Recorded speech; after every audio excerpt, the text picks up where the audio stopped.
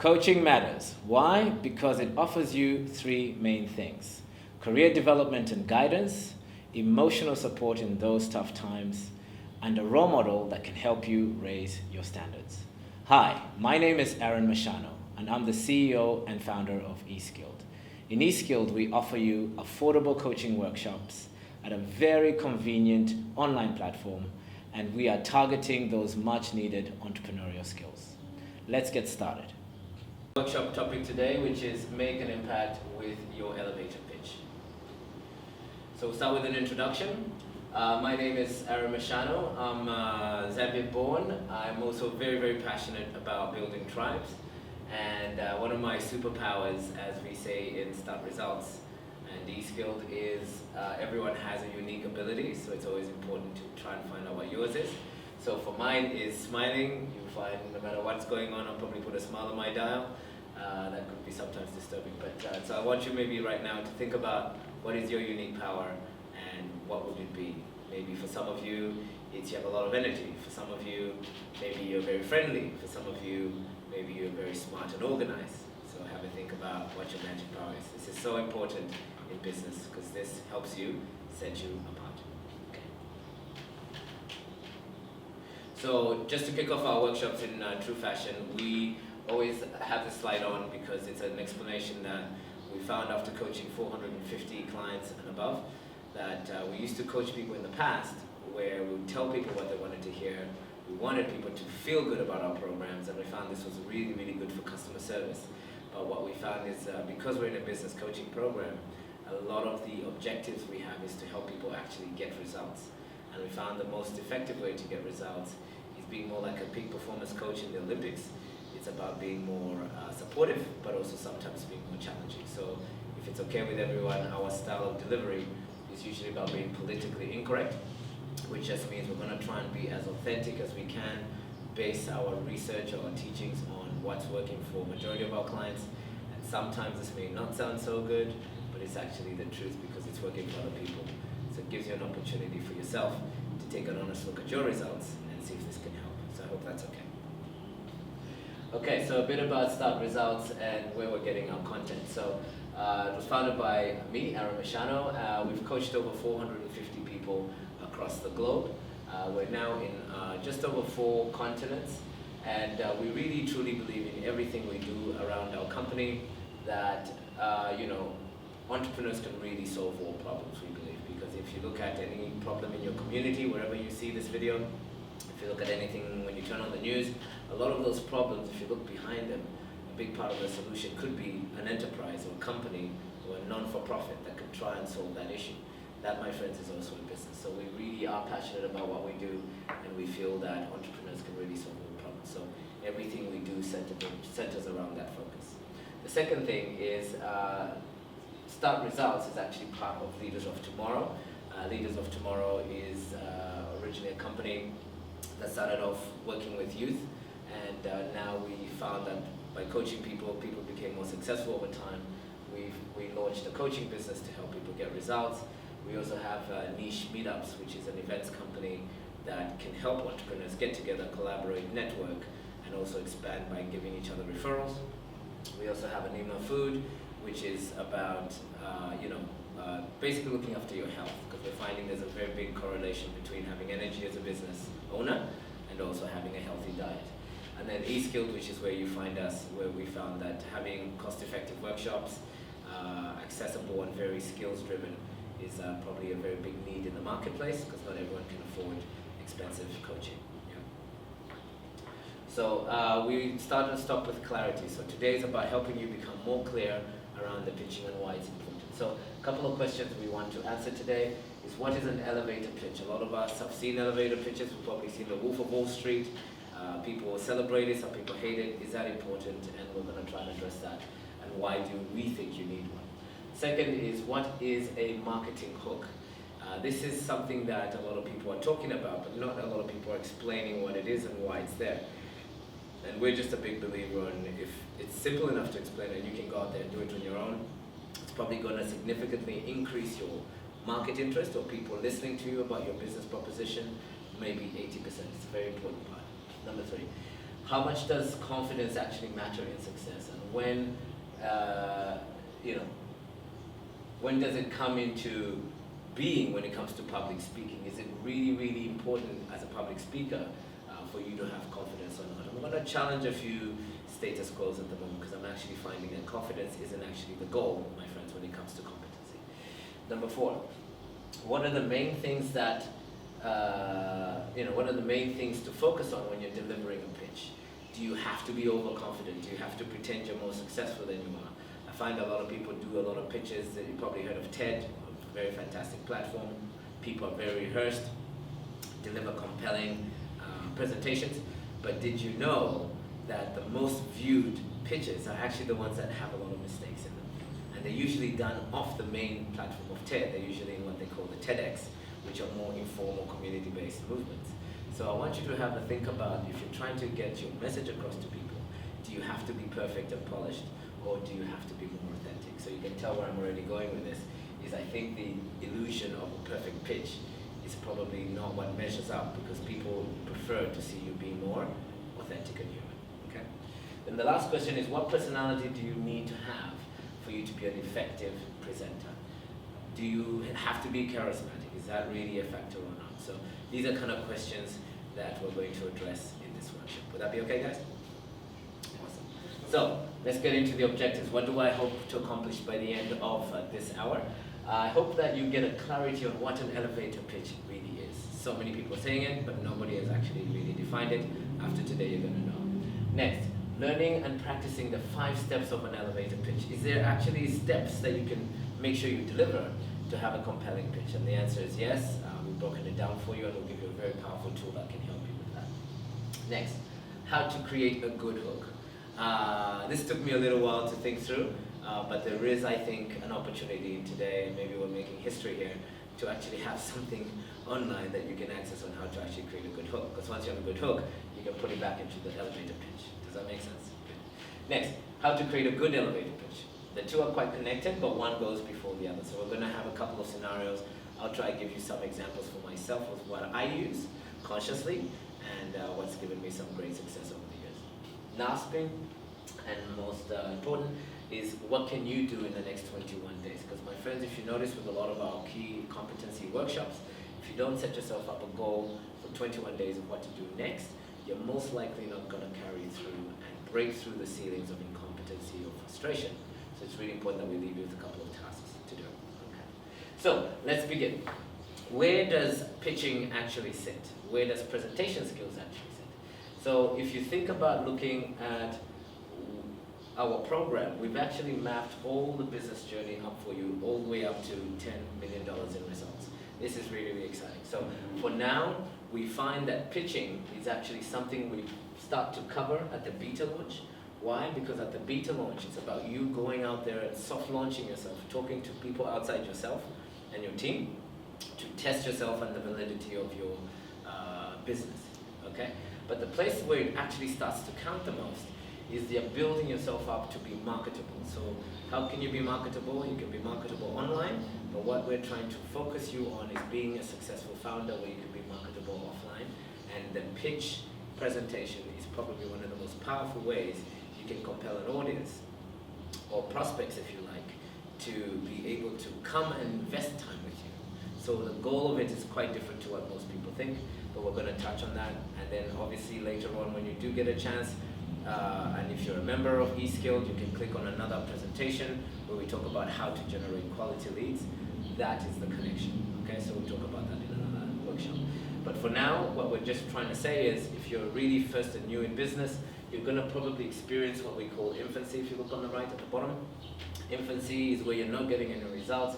You're going through this emotional challenge. I was talking to a friend just earlier today. The first 12 months of your business is emotional. It has to be, because you're still quite young, you don't know what you're doing, and half the time you need a lot of support. That's why we recommend coaching.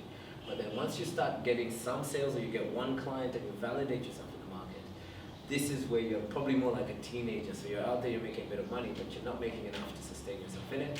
But that's actually where you need to start growing your pitching skills, because you probably need to keep pitching as you would in baseball.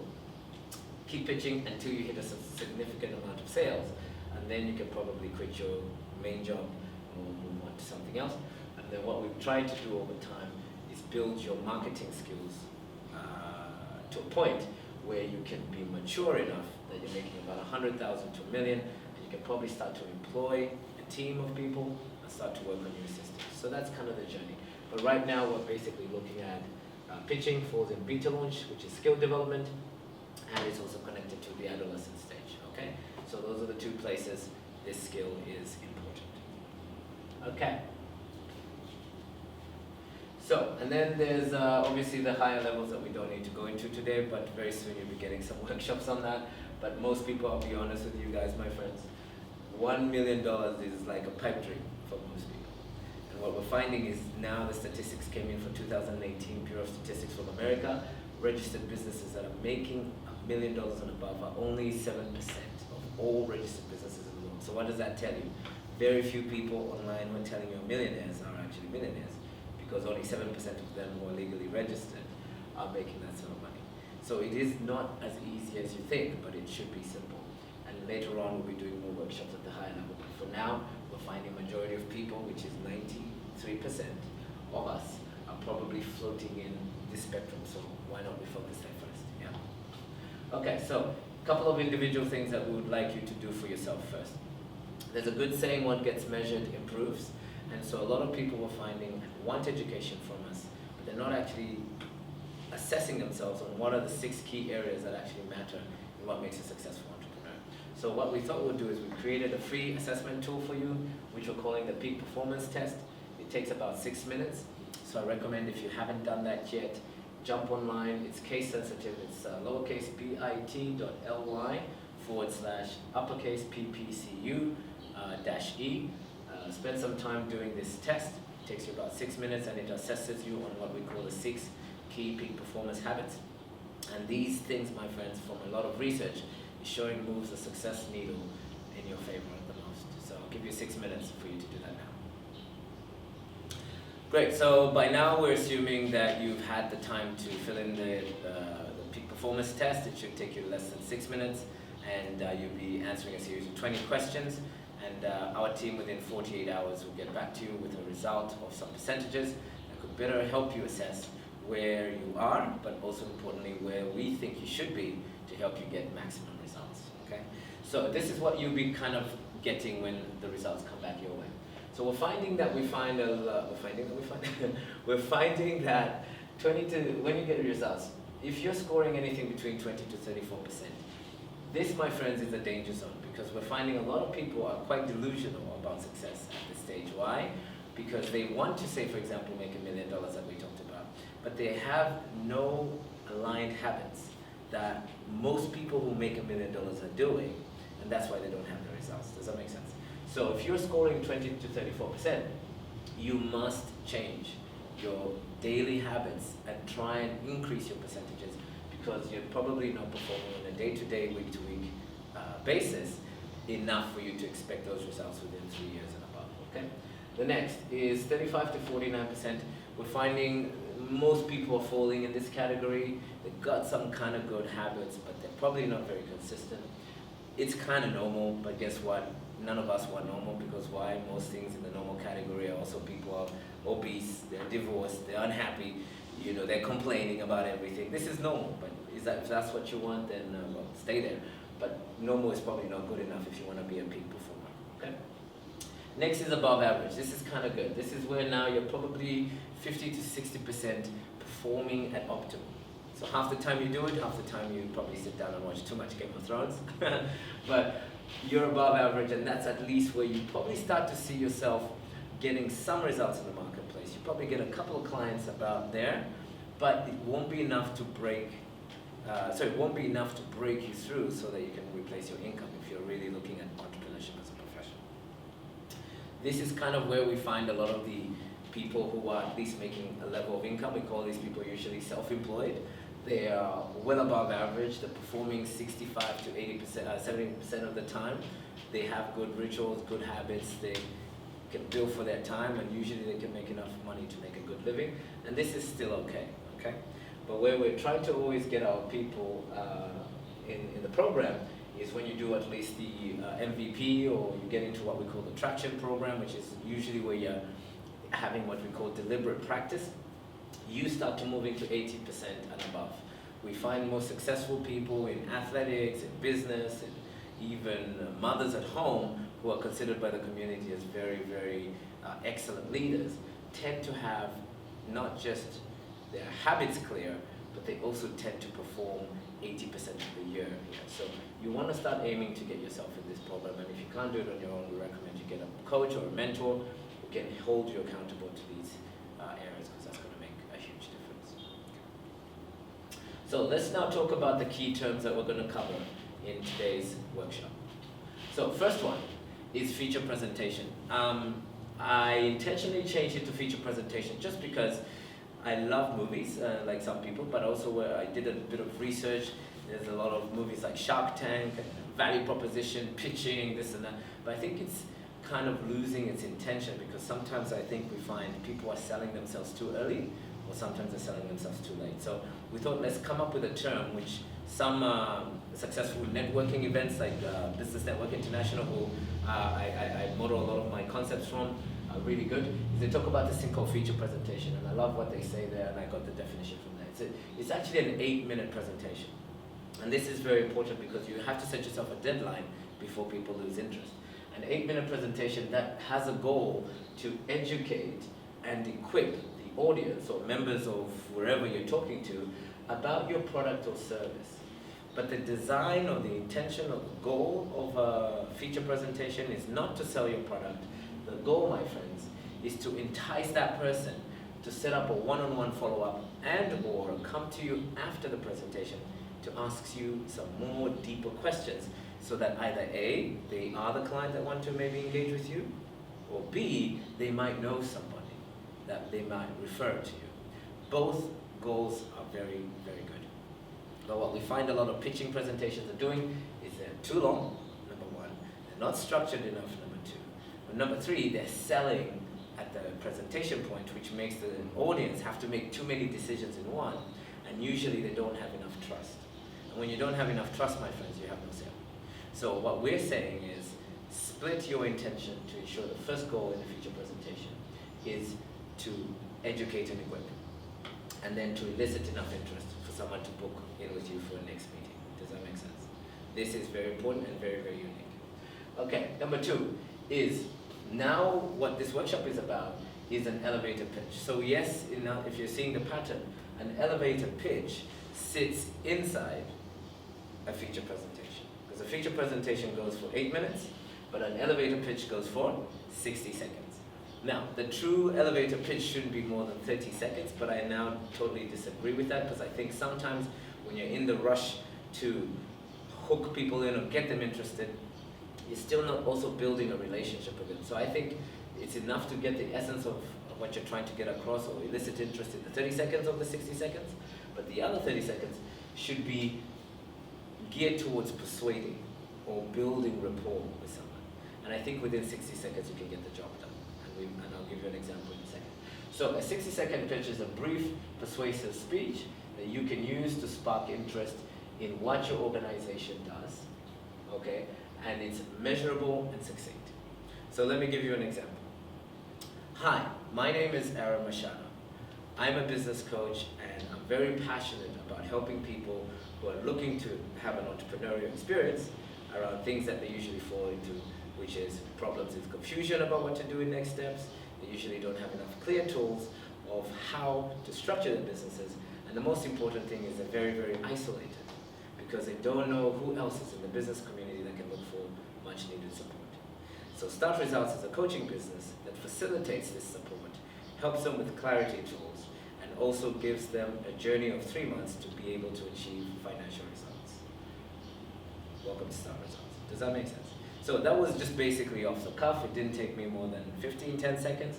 But what I basically did is I talked about a coaching business in there, but I also talked about the people that I help and the problems they experience, and then how we solution them as we take them through a 3-month journey to help them get financial results. Did you hear that? But I also introduced myself and said, hi, my name is Aaron Machado. This is what an elevator pitch does, because it answers all these questions, but did you notice I didn't talk about my prices? I didn't ask the person if they were interested. If I wanted to take it further, I could have said my ideal clients are people who are looking to start their own business, but they don't know how to do that. Okay, but they also may be professionally and interested in investing financially in a professional journey with someone to give them support. I could go there if I needed to, and that would automatically tell the audience who our organization is, who are the people we're looking for, but hopefully succinct and memorable enough that next time you meet someone who's trying to start business, you would refer them to me. Does that make sense? So have a think about it for yourself. In how can you get the gist of what I gave you, and that was just off the cuff. It's okay to make mistakes like I told you, and that took me under 60 seconds. So I hope that helps. Okay, next is the hook. You may not have heard the hook, but I used it in that elevator pitch. So a hook is a short phrase or jingle, which is just kind of like, you know when you're walking through some old people's homes, they have a little bell on the door. You open the door, it knocks the bell and goes ding-a-ling-a-ling. Yeah, so that's the jingle. So the ding-a-ling-a-ling is something someone needs to hear from you that actually entices them to want to engage in a relationship to either purchase your product or sign up for your service. So what was the entice in mind? Is that we solve financial results within a 3-month time frame. Did you hear that? That is the unique hook. Now, someone who wants financial results, someone who's an entrepreneur and knows they're finding it hard to make money, will respond to that. Why? Because they're experiencing the pain point. So here's my argument. You can have a hook, but it doesn't work on the wrong fish. So if you imagine in fishing, let's just say you're after salmon or trout. Yes, this is very important to know, guys. Salmon and trout have a specific interest in bait. There's certain bait they like, right? So if you put that on your fishing hook and you throw it in the water of salmon and trout, guess what? You're gonna have a higher chance of fishing. Does that make sense? But then if you take the same bait and you go into a pool of tadpoles who maybe don't eat that sort of stuff, probably even allergic to it, can you see that the same hook with that bait will not work? This is a very important point for you to know. So basically a lot of people think selling is about showing up and selling. My friends, I'm here to argue that selling is 80% psychology. You must invest the time to understand what is your prospect interested in the most and what is the hook or the bait that's needed. And so when you give your elevator pitch for 60 seconds, if they are the right person, they will naturally nibble at it. If they're the wrong person, they won't flinch at all, and that's not a bad thing. But what do most people do? They show up and then they throw up their presentation on everybody and they expect everybody to buy. I believe this is wrong. So really think about it for yourself. What is the psychology, and are you investing the right time finding out who your ideal client is first before you even waste your time introducing an elevator pitch? Okay, so I hope that helps you and saves you a lot of time and embarrassment. Okay. This is something that a lot of people are also not talking about. There is another thing when you're doing an elevator pitch, which is so important. That is, what is the posture that you're bringing to the table? Meaning, if you come and you do something like I did before, but I go, hi, my name is Aaron Mashano, and I'm really interested in, you can feel that I'm not addressing the number one goal I have to address for every single audience. That is, I have to help you and you feel comfortable with me. And so one of the things you can do is watch your tone, and I'll talk about this in a bit later. You can say, hi, my name is Aaron Mashano. Or you could say, hi, my name is Aaron Mashano. Can you notice just that alone? The second one has very poor posture. So notice what we call the tonation. How are you coming across? The second thing is, I can stand here with my arms here and go, hi, my name is Aaron Mashano. Or I can go, hi, my name is Aaron Mashano, right? Again, the body language is very, very important. So a lot of people are telling you technique, but they're not teaching posture. Which one is more important, do you think? Posture. It's the way your energy shows up. So a posture is an attitude that you have towards something. What is your attitude towards your business and how you're showing up in public or in social situations is much more important than any technique I'll show you later. Is that making sense? So if I had to give you a percentage, spend 60% of your time working on at least those two things, your tone and your body language of how you show up in meetings, will give you much more success in a successful elevator pitch to spark interest than it does to have the right fancy words written out so you're perfect all the time. I hope that makes a difference. Good. So now it's time for you to do a little bit of work. Okay, so let's start with giving you guys the 5 things now in a structure sense that will help you have a killer elevator pitch. Are you ready for this? Never done this before. Number 1, you have to give a confident introduction. A confident introduction is what you heard me say before. I started by saying, hi, my name is Aaron Mashano, and I work for Start Results, which is an entrepreneurial coaching business. Today, I'm going to want to explain to you what are the 3 problems a lot of my clients are facing, and then I'm going to explain to you the 3 ways we solve those problems, but I'm also going to share with you that it only takes us about 3 months to solve those problems, and we also offer a 30-day satisfaction guarantee in the first month. That's what we're going to be covering today. That is a confident introduction, but I've also done the next step you see, which is I've given you an agenda for you to have an anticipation of what we're going to cover so that it relieves you of thinking you need to make a buying decision. Does that make sense? That'll build. So I hope that helps you. Number 2 is give your credentials. So it's you. Give your credentials. Your credentials are, if you heard me say this, I could have added some more. I said, hi, my name is Aaron Mashano, that's me. But the second thing I said is I'm a business coach, okay? But if I added there that Start Results has been in business since 2012, and we've helped over 450 clients move from just an idea stage all the way to monetizing their idea. And we do this within a 90-day time frame. That is giving my credentials. So you might say, well, I don't have any because I've never had business experience. That's okay. What can you use from your past profession? What can you use from your educational background that can give the audience a feeling that you know what you're talking about? Okay? And it doesn't have to be too fancy. So you could say, as I used to in the past when I first started, I came from a background of law and teaching. So I could have said, hi, my name is Aaron Mashano. I've been in business and Start Results since 2012. I have qualifications in education, vocational training, and I've coached people in high school, in careers development, and in corporate sector for them to achieve results. Now I've started my own business, and I'm looking to do the same for you, right? Something like that. Pretty simple, basic, because people say, oh, I don't have enough experience. It doesn't really matter. It's just you need to give people some credentials that they can trust you. I hope that helps. Next, deliver the hook. So remember we talked about the hook. So for mine, I say to people, entrepreneurship is simple. Did you know that the biggest problem of why entrepreneurs are failing is because most of them are just confused about what to do in next steps. 80% of people are failing because of this one reason. We in Start Results give you clarity tools, and we don't only do that, we give you support over a 90-day period to help you achieve monetization from the beginning to the end. Something like that. That's kind of unique, whatever. So I'm just throwing different ideas at you. You can do this for a product or service.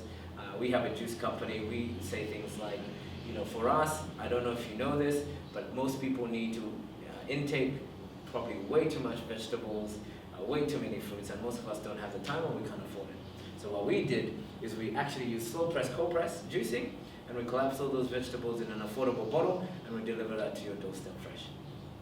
That's one of our hooks in the other business. So it doesn't really matter whether you're in the product or service business. Sorry, I left the product guys out for a little bit. It's just there's a lot online on this. It's just you have to have something compelling that pulls in your audience, and that's what the hook is. But remember what I said. A hook is not a hook if you don't understand who your ideal client is. Okay? You must do that, and that's when you bring it into your pitch. So that's where the hook sits. The fourth thing is introduce your agenda. So if you remember in my presentation with you, I said to you that today my intention is to cover the confusion that most people usually have that come to our business, the solutions that we offer in our program, and more importantly, the guarantees that we give, which is satisfaction in the first 30 days, and then we also give them a 3-month journey to move from ideation, which is where they just have an idea, to monetization, which we call minimum viable product. Yeah? That was me introducing the agenda before I engage into a presentation. So when you're doing your pitch for those 8 minutes, you want to follow this format so that as you're presenting your content, it hits on those. If it doesn't, guess what? People won't trust you, people won't be interested in what you're saying. And did you know, if people don't get convinced that there's something in your presentation for them in the first 10 minutes, they already make a decision not to buy or even waste any more time. So you must get this out there in under 10 minutes. And that's why for us, we time all our clients under 8 minutes is good. Why? Then you can leave the last 2 minutes for question and answers. Does that make sense? Good. Last but not least, and this is where a lot of people fail, is they don't give a credible statement at the end. So we can say things like, we have helped 450 people around what Forbes magazine states is the #1 problem most entrepreneurs have is confusion. Yeah? We said 2 words, Forbes. Forbes is another credible statement outside mine. Here it's my credible statement. Here is another external credible statement. Research may show that 42% of people are failing in their business because they produce a product that the market don't want because they never did any psychographic research. This is another credible, and then I can bring that back in to say, I will make sure I help you with that because I will make sure your pitch presentations or elevator pitches ensure that they give credible statements that actually connect with your solution, product or service. This is the relationship there. But the last thing in the credible statement and why you want to bring that up is it shows that you've done your research, it shows that you're credible, but the last missing piece that most of us miss out on is after that you have to bring it into a call to action. What do you want people to do at the end of your pitch? So for us, remember what I said, you don't want to sell your product, you don't want to get people to make a buying decision, you want people to book in for another meeting. So your call to action, I believe, should be always after a pitch. Would you like, do you know anyone who might be interested in some of these solutions? Is a little call to action. Or if you're interested, please click on the link below and do this. That's another call to action. Or hey, listen, at the moment we're still at beta stage, so it's okay for me to maybe get your name and your email address, and I can email you when we actually launch, and maybe you could benefit with some discounts. Something like that. That's another call to action. But what do most people do? They do great presentations, and then they never tell the audience what they want from them next. And then they leave that opportunity on the table. Never do that. Okay, so now let's get into the tool that can help you with your elevator pitch. So I devised after trying this so many times. I've worked for insurance companies, my friends. I've done door-to-door phone sales. I've done selling brushes and brooms in shopping centers. I've even tried to sell manure. I just know there's certain fundamental things I used to do that made me feel comfortable and also not so salesy, I think is important. And the second thing is also how you can take the same tool, use it for yourself regardless of what product or service or experience you have. Because most of us have never been taught this. And so we come from technical skills like engineering or somewhere, and then we move into business and we have to learn it. So I really hope this tool makes a difference for you as well. So the first place you start is always positioning. So what is positioning? If you remember from the 5 things that I shared with you about what makes an elevator pitch work, is the confident introduction. In the confident introduction, it's all about posture. So what are the things in posture that can help you? Number 1, stand still. Notice I gave myself a couple of seconds without saying much. This says everything about whether you're professional or not. Number 2, introduce your name and end with a low intonation. So if you remember, I said, hi, my name is Aaron Machado, or hi, my name is Aaron Machado. Notice at the end, I dropped it down. This alone inspires confidence. The third is,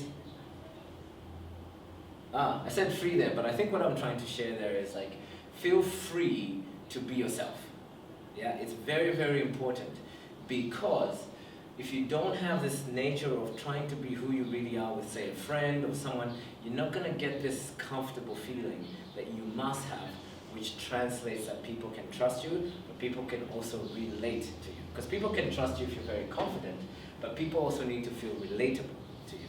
So sometimes you get people, and I found this to be a study, that extremely successful people, most people don't relate to. But if someone is extremely successful and then they tell you about the good old days when they were poor, you connect more with that person because it gives them that before or after. So just be aware of that when you're giving your confident introduction, that you want to be very confident, but you want to be also free enough to still bring in your personality, bring in your natural sense of yourself so that people can feel related to you. I hope that helps. So that's a confidence introduction. Number 2 is give your shine. I like to call it shine just because I think in society, most of us are taught to be humble, but in reality, we're showing up as meek. And my coach, Jim Rohn, who passed away, told me once a long time ago, because it's also in my culture as African, to be humble and put yourself down and whatever. But he says being meek is a very poor substitute for confidence, for humility. So humility is quite different because it still imposes a bit of confidence, but what you're doing is you also, are shining by saying, hey, this is what I'm good at. These are the things I've accomplished. This is how I help other people. So starting a sentence in your shine, which is give your credentials, that I help people who are entrepreneurs who are facing confusion, they're feeling a bit isolated, and they don't have enough tools to help them improve their skills, right? Those are the people I help. That automatically gives you my credentials because it's telling you who I like to help. Remember what I said, most people don't care and aren't interested in you talking about your education background or any of that shit. Sorry, I'm swearing now. They're more interested in how can you help me. So if you say to the audience that I help entrepreneurs who are facing confusion, who are facing isolation, who are probably not have lack or no profitability in their business ideas, they will identify with that, and then they're thinking to themselves, if they are entrepreneurs, oh, okay, so you can help me. That's what they want to know, and then guess what? That hooks them in to being interested. Does that help?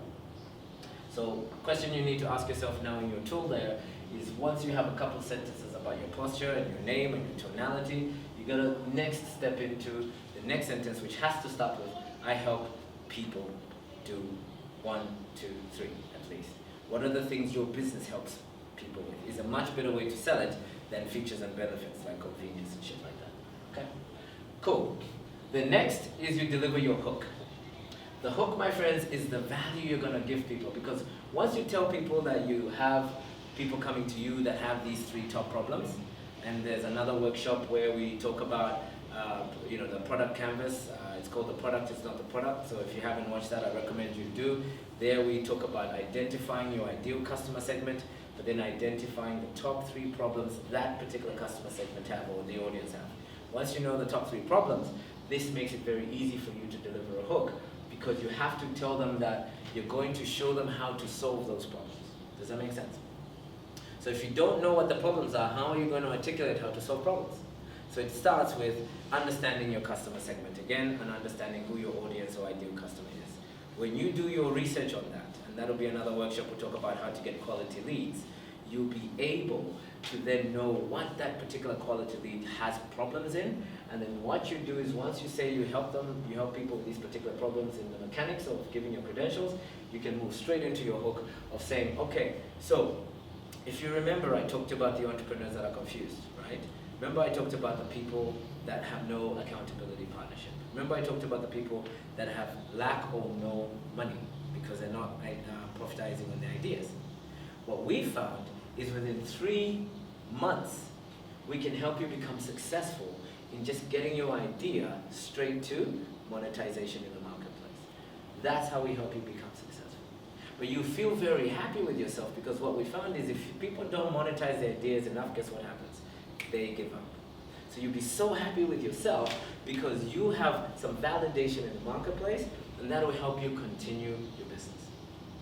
But the other thing that we find is you get so much confidence that you have the freedom to keep pitching without feeling nervous. Would you be interested in something like that? Or how would that look like for you? Can you see how that's a compelling hook?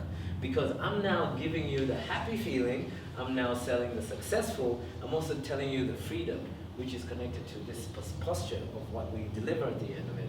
But the hook has to have a feeling in it. So look at all the problems that you have that are sharing that has a feeling in it. But then the hook has to give me almost like, these are the solutions you'll be feeling by the end of engaging with my services. So you start that conversation by saying, I'm going to show you, and anything that comes after that needs to try and tap into those 3 emotions. Does that make sense? How happy will I feel if I engage your service and get a result? How successful will I be if I engage your service or product? And how much freedom will you give me in time? Or freedom in confidence? Or freedom in being clear There's a lot of freedom in these things. So how well are you offering that in your pitch must become very clear.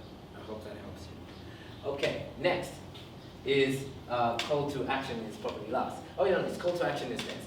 Call to action, my friends, has to start with my ideal clients are. The reason I say that's a better call to action to do you know anyone or here's my business card and please call me is a very desperate way. And if you're a girl or a woman or you're a guy who's had this situation, I've been very poor in my dating life. But I notice every time I ask a lady for a number, too early, it doesn't work.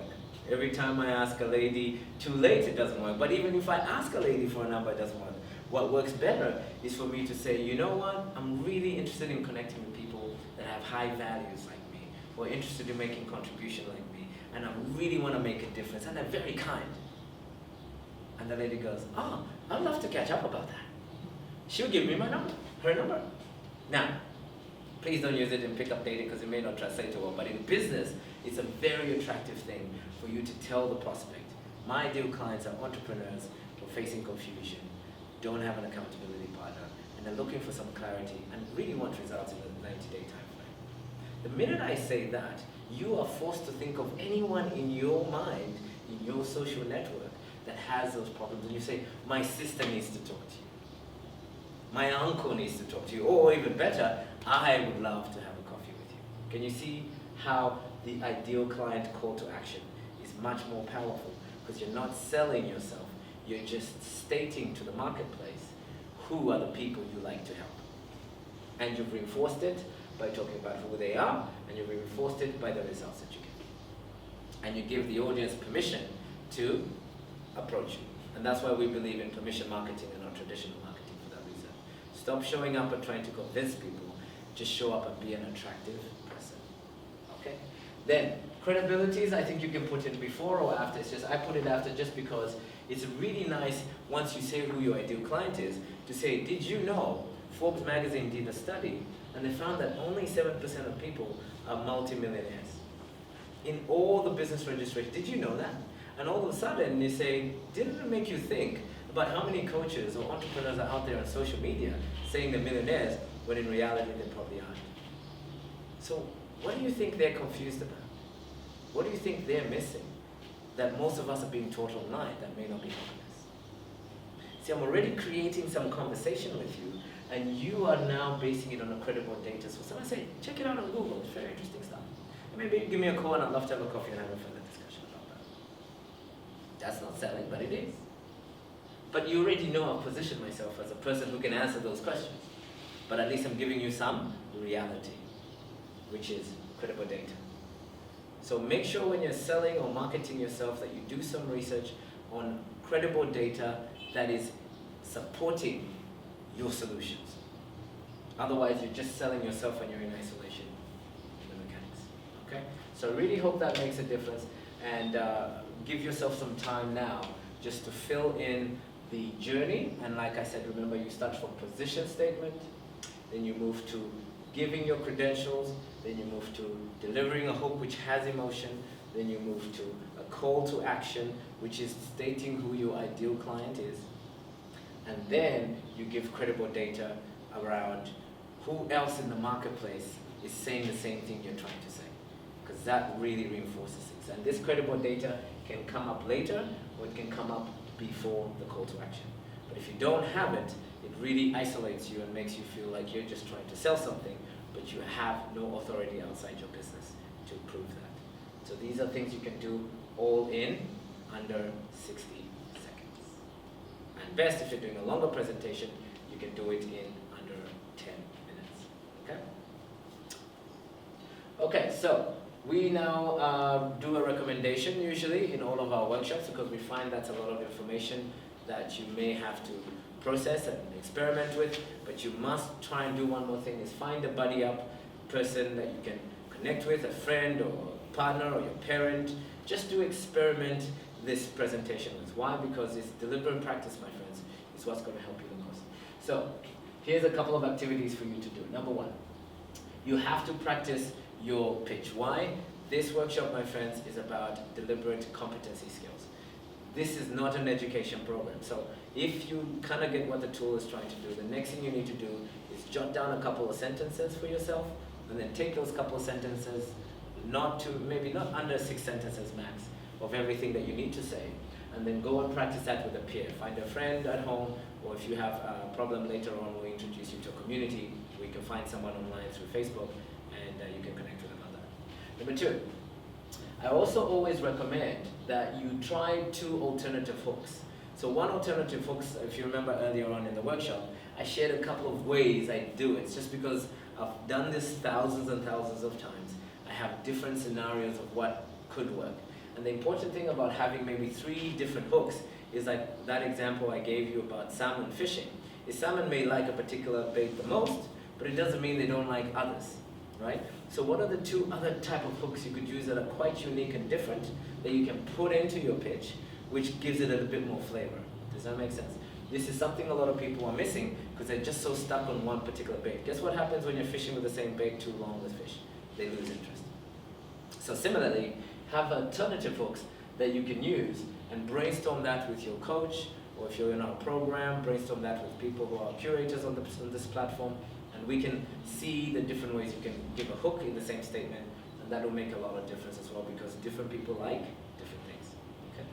Next, set up a deadline. So list 3 other names of family members or friends that you can practice on. This is so important. So let's just say right now you sparked an interest. I told you family, friends, or partner. Maybe your best friend came to mind. Maybe for you, you know your next door neighbor who's kind of also trying to get a business started. These are probably better people to practice with because they're on your journey with you. And if you don't have anyone, again, contact us through our community page and we'll be able to help you. But the point I'm making here is you must set a deadline to practice with that person, a peer that you had, and then tell them that maybe in 4 to 5 days, I hope, you would have spoken to 3 other people to practice your pitch, your elevator pitch. This is so important. Why? Because maybe your spouse really loves you, and that's why they're there. They'll tell you everything nice that you need to hear, unless they're probably Russian. No, just kidding. So the point is that you want to break outside your inner circle and start moving towards acquaintances. Why? Acquaintances actually give you more honest and accurate feedback. Why? The further someone is removed from you, the less they care about your opinions. Okay? So this is why we're encouraging you to find maybe distant friends or some acquaintance from the office and just go, hey, I'm working on a little project. I just wanted you to see if you get the gist of what I'm saying and would it interest you if you were someone else looking for. And you have to give them that keynote to say, pretend you're an entrepreneur and this is what I'm presenting. Or pretend you're a person who consumes alcohol and this is what I'm presenting. Because some people don't drink and some people don't smoke, but if those are your products, you better first cue the person in knowing who you are, and then when you pitch it, they'll be thinking from that point of view and not their own. Does that make sense? So I really hope that's helpful. Okay, last but not least, this is probably the most powerful thing, and we finish all our workshops on this, is you need to set yourself a 21-day action plan. Set a commitment to increase your amount of presentations. Remember at the beta launch, we talk about launching your business but not trying to make a sale. This is one of those things you need to beta launch. I recommend you aim for at least 10 presentations, minimum. Why? Out of 10, usually 2 people will give you the real feedback, but maybe also these 2 people might be your ideal first client. Wouldn't it be cool if you stretched all the way to booking 10 people, committed to a 21-day action step to increase the intensity of your pitch, get your posture stronger, right? And also have a clearer call to action so that you can keep reporting back to your peer, and then on the 21-day, you probably will be more competent than you are now. So I wish you all the success with that, but I really recommend if you don't do a 21-day action step from today of increasing your competency and practice time, you probably will never be too confident in your elevator pitch. Okay, so as I said, if you're a bit isolated, wherever this video finds you, workshop, we've created a Start Results Skillshare group. It's private, so if you're interested in that, click on the link below, get yourself invited to it. And the beautiful thing about this community global Skillshare is not only are you going to be connecting with other people watching the same video using the same tool, but we're also running workshops all over the world, and you're finding some other people who just came to a live audience. They might have a different perspective to you, but if you like or resonate with some of their lessons that they're learning as they're practicing, you can click on them, invite them as a friend, and you guys can have a video chat and practice together. So I wish you all the best with that. Okay, so I'm assuming by now you've clicked on the link below to join one of our global communities if you need support or someone like a peer to hold yourself accountable to. My friends, this is so important. Now what I would like to do is just conclude to see if we've actually covered our objectives. So the first is, have we clarified what an elevator pitch is? Remember what an elevator pitch is?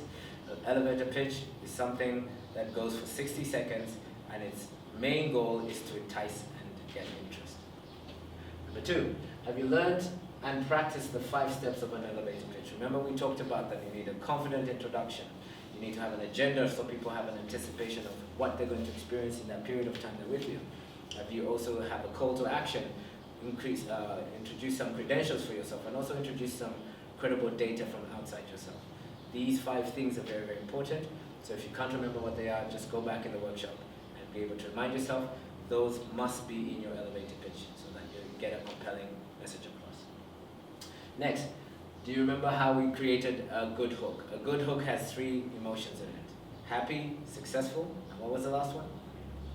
Freedom. Yeah, you can share. So, freedom. How are you emotionally connecting with people to answer those 3 things? If you don't have those 3 emotions in there, in some way, it is not a hook. And guess how most people make decisions? Emotionally. So a lot of us are selling features and benefits, my friends. 2 words of advice. Stop it. It doesn't work. People can Google things now on their own. What they need from you as a human, and this is why I still believe, and this has been proven, face-to-face marketing is still the most successful by large, beats Facebook, beats everyone, and I'm not putting a bash on it. It's just because people want to emotionally connect with the person before they emotionally connect with the product. Okay?